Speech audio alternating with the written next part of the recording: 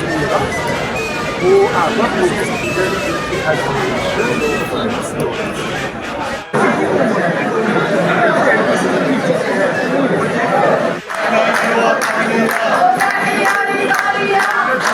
الوطنيه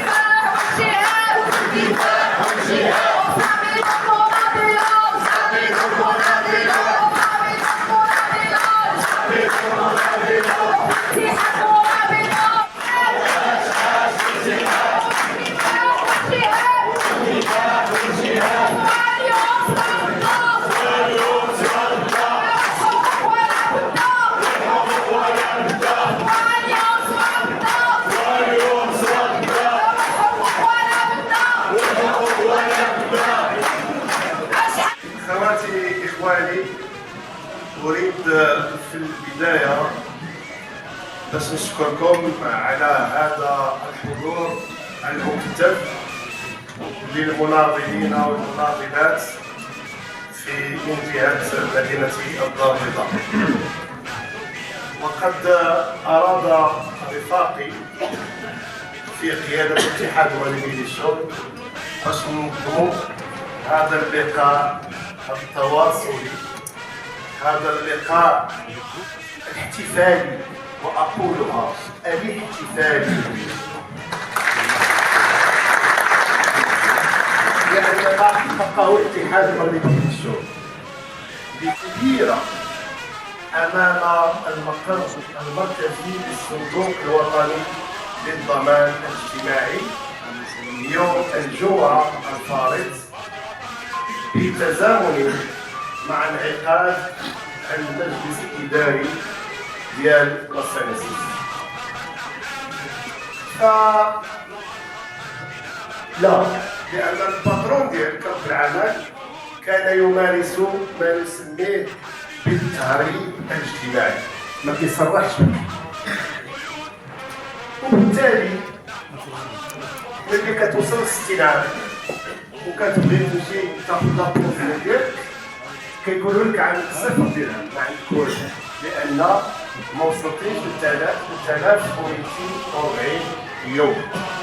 ماشي الغلطه ديالك، الباترونه في هذا البلاد دون حسيب ودون ثقه، والعيالات الزرقاء، ولا توفى اجيال الارمله ما كتاخذ والو، ولادو، وهكذا.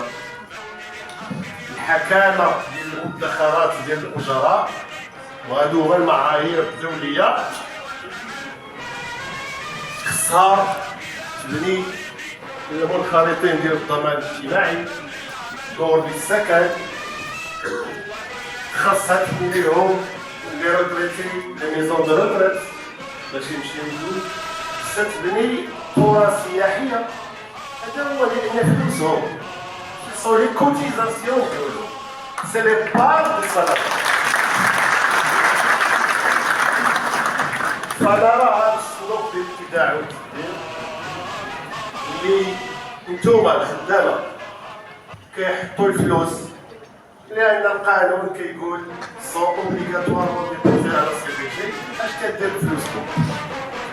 كتبني بهم لوطيلات دو لوكس 5 ايطوال، كتبني بهم اون لو طون ملي كان الموندا لي غولف، لي تيران ديال الغولف. واش كاين شي واحد فيكم غادي يمشي يلعب الغولف؟ كتبني، وعلى كل حال كدير بهم فلوس، بينما المعايير الدوليه كتقول لك بان هذه المدخرات ديال لي صالاري ديال الخدامه ستستثمر في مشاريع اللي كتعود عليهم بالخير وبالنفع عليهم، وهذا ما كاينش. فكما قلت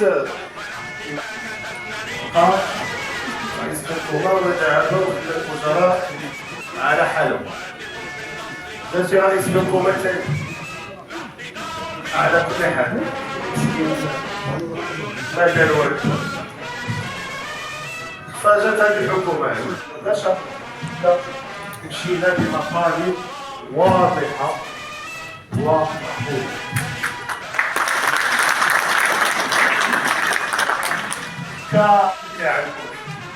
ولكن الميزانية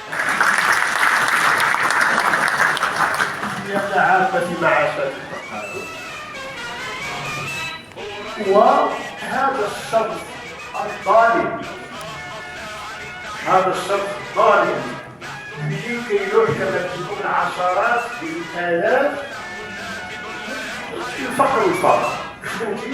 مع الاحترامات قبل 3200 يورو شوف واش كيعيشوا الوالد التكاليف، المنجزات ديال المكتب، دراسة المحطات المستقبلية، فضفاضة. وهذه النقطة اللي حنا هي الأولى ديالنا دايرينها،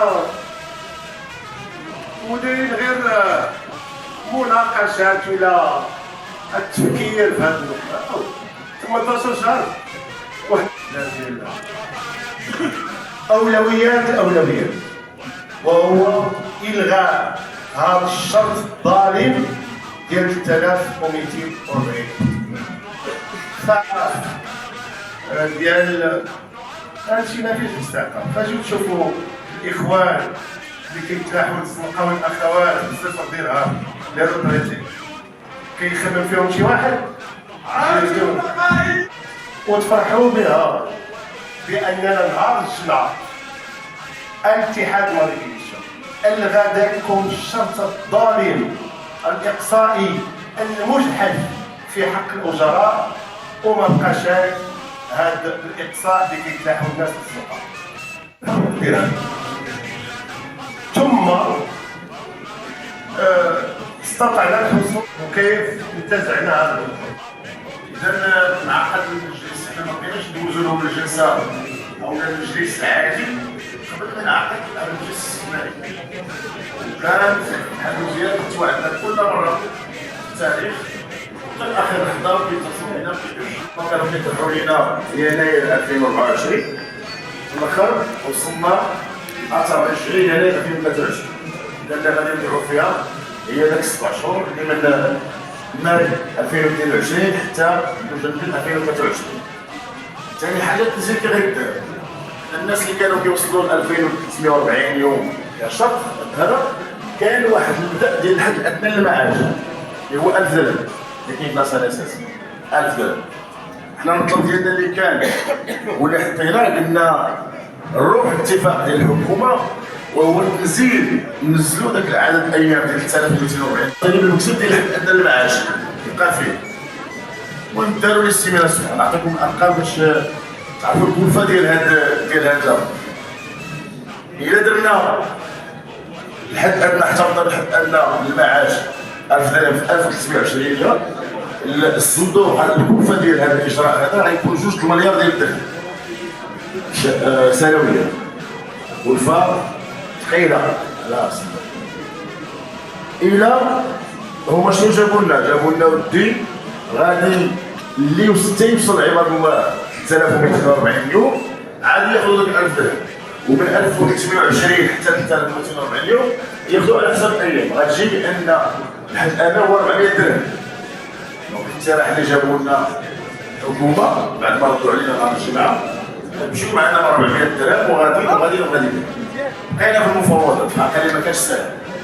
لما نحبسوا نحسبوا نديروا الاستيميلاسيون شحال غتكلف لنا. الاقتراح ديالهم هما غيجيب لنا 600 مليون درهم سنويا. الاقتراح هي غنمشيو من 400 درهم حتى 1000 درهم. صالحنا عليهم حنا في الاخر. حنا شنو اللي كان عندنا الهدف هو بعدا يبقى الارتباط ديال الاجير بالصندوق التقاعد باش يستافد ماشي غير من داك المعاش، ولكن يستافد من التعويضات العائليه ومن لامور. هادو جوج حوايج مهمين جدا. مثلا واحد خرج نقولوا كاع 1320 يوم شحال هي؟ شي واحد خدم 4 سنين. ما كاينش شي صندوق باش تعرفوا الاهميه ديال المثل، ما كاينش شي صندوق في العالم ديال الاجير يخدم فيه 4 سنين وياخذ شي درهم.